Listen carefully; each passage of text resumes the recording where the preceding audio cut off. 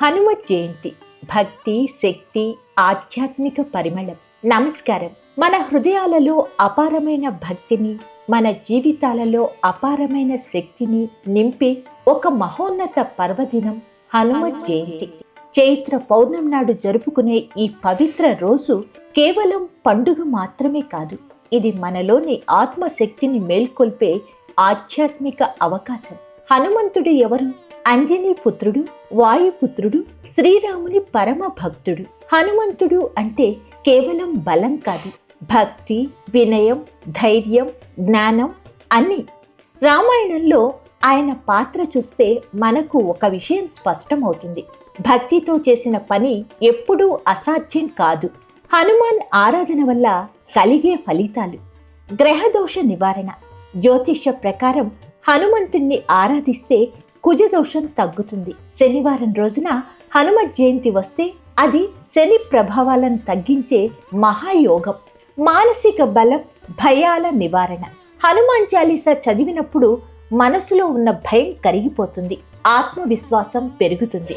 ఆరోగ్యం, వ్యక్తిత్వ వికాసం. హనుమంతుడి శరీరం బలం మాత్రమే కాదు, మనసు బలం, మాటలో శక్తి, నిర్ణయంలో స్పష్టత ఇచ్చే దేవుడు. రక్షణ, విజయం. ఆయనను స్మరించిన వారికి శత్రువుల నుంచి రక్షణ, జీవితంలో విజయాలు సహజంగా లభిస్తాయి. హనుమత్ జయంతి రోజున చేయవలసిన ఆచారాలు. హనుమాన్ చాలీసా పారాయణం ఒకసారి కాదు, 11 సార్లు, 21 సారి లేదా 108 సార్లు చదివితే ఆధ్యాత్మిక శక్తి మనలో ప్రవహిస్తుంది. సింధూర పూజ.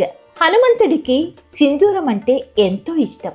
ఇది ఆయురారోగ్యానికి సంకేతం. ఉపవాసం, దానం. రోజంతా ఉపవాసం ఉండి పేదలకు దానం చేస్తే మన కర్మలు శుద్ధి అవుతాయి. ఆలయ దర్శనం. హనుమంతుని ఆలయానికి వెళ్లి వడమాల సమర్పించడం మన కోరికలకు దైవ అనుగ్రహం తెస్తుంది. ఆధ్యాత్మిక సందేశం. హనుమత్ జయంతి మనకు ఒక గొప్ప పాఠం చెప్తుంది. నిజమైన శక్తి బయట కాదు, మనలోని భయం, మనలోని అలసత్వం ఇవి తొలగితే మనం కూడా హనుమంతుల్లా అసాధ్యాన్ని సాధ్యం చేయగలం. చివరిగా ఒక్క మాట.